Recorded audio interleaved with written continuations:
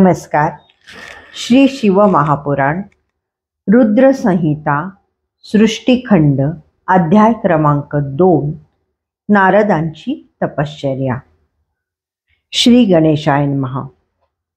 सूत सांगू लागले, ऋषीजन हो, एकदा मुनी शिरोमणी नारदांनी तपश्चर्या करण्याचे ठरवले. त्यासाठी सुयोग्य स्थानाचा शोध घेत ते हिमालयात गेले. तेथे एक सुंदर गुहा होती. तिच्या शेजारी वाहणारी देवनदी गंगा आणि वृक्षवेलींनी प्रफुल्लित असा परिसर पाहून त्यांना फारच आनंद झाला.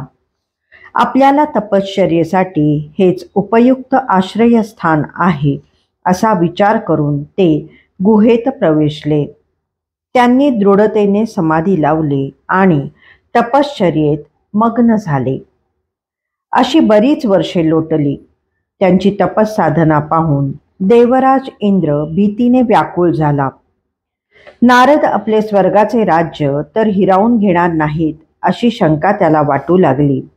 काय करावे हेच सुचेना. नारदांच्या तपश्चर्येत विघ्न आणायचे ठरवून त्याने कामदेवाचे स्मरण केले. तो तात्काळ प्रकट झाला. इंद्र त्याला म्हणाला, मदना मित्रा, तुझे माझ्यावर प्रेम आहे.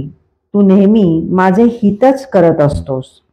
तुझ्या मदतीने मी अनेकांच्या तपाचा गर्भ उतरवला आहे. तुझ्यामुळेच माझ्या राज्यात स्थिरता आहे. सध्या हिमालयातील एका गुहेत नारद मुनी शिवजींच्या उपासनेने संयमपूर्वक तपश्चर्या करत आहेत. ते ब्रह्मदेवाकडून इंद्रपदाचे वरदान मागतील अशी माझ्या मनात चिंता उत्पन्न झाली आहे.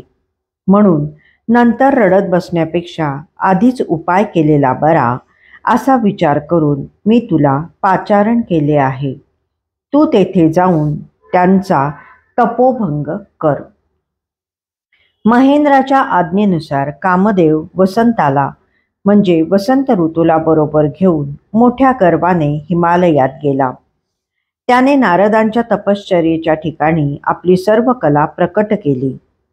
वसंतानेही अनेक प्रयत्नांनी आपला प्रभाव दाखवण्यास सुरुवात केली.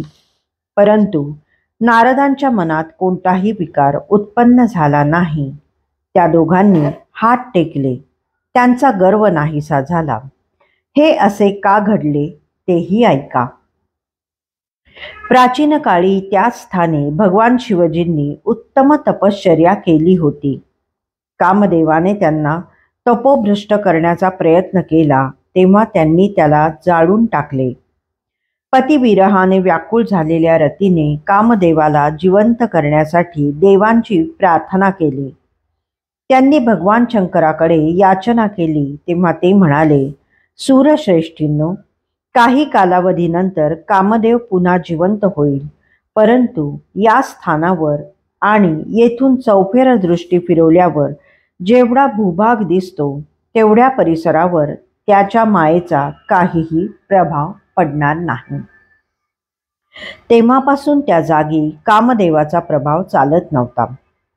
नारदांचा तपोभंग करण्यात त्याला अपयश आले यामागे हेच मुख्य कारण होते. तो निराशेने स्वर्गलोकी गेला. त्याने इंद्राला सर्व वर्तमान सांगितले आणि वसंताला बरोबर घेऊन स्वस्थानी परतला. नारदांच्या तपश्चर्येविषयी ऐकून इंद्राला मोठे आश्चर्य वाटले. त्याने त्यांची मनोमन प्रशंसा केली. भगवान शिवजींच्या शापामुळे कामदेवाचा त्यांच्यावर प्रभाव पडला नाही ही गोष्ट त्याच्या लक्षात आली नाही. शिवप्रभूंच्या कृपेने नारदांनी तेथे प्रदीर्घ काळ तपश्चर्या केली. तप पूर्ण झाल्यावर आपण कामदेवाला जिंकले याचा त्यांना गर्व झाला. शिवमायेने मोहित झाल्यामुळे कामदेव पराजित होण्यामागे भगवान शंकराचाच प्रभावच कारणीभूत आहे ही वस्तुस्थिती त्यांच्या लक्षात आली नाही. ते त्वरेने कैलासावर गेले. शिवजींना नमस्कार करून त्यांना आपल्या तपश्चर्येचा आणि कामदेवावर मिळवलेल्या विजयाचा सर्व वृत्तांत सांगितला. ते ऐकून रुद्रदेव मनोमन हसले. ते नारदांना म्हणाले, मुनिवर्य, तुम्ही खरोखरच धन्य आहात. तुमच्यासारखा विद्वान महात्मा या ब्रह्मांडात शोधूनही सापडणार नाही. कामदेवावर विजय मिळवणे ही काही सामान्य गोष्ट नाही, परंतु या गोष्टीची वाच्यता कुठेही करू नका. विशेषतः विष्णू समोर याबद्दल अवाक्षरही काढू नका. ही एक विशेष सिद्धी आहे जी फक्त तुम्हालाच प्राप्त झाली आहे. हिच्याविषयी गुप्तता राखणेच योग्य आहे असे मला वाटते. तुम्ही विष्णू भक्त आहात आणि मलाही विशेष प्रिय आहात, म्हणून मी तुमच्या भल्यासाठीच हे सर्व सांगत आहे.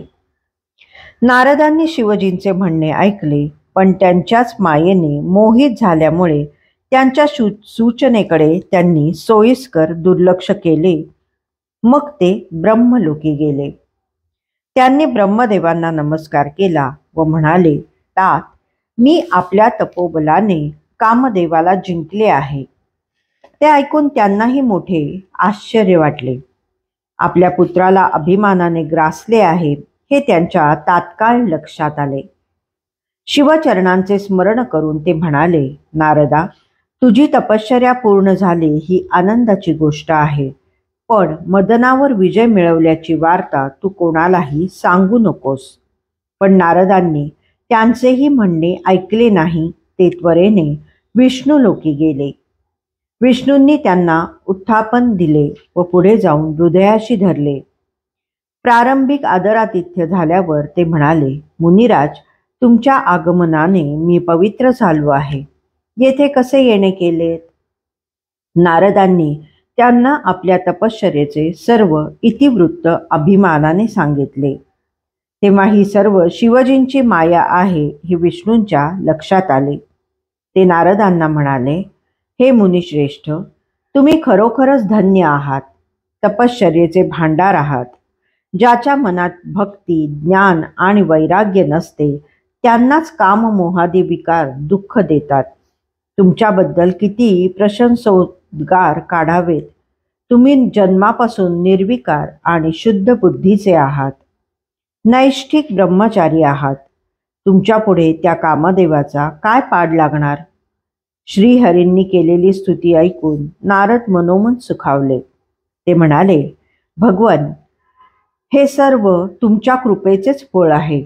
तुमचे आशीर्वाद पाठीशी असतात तो कामदेव मला काय त्रास देणार?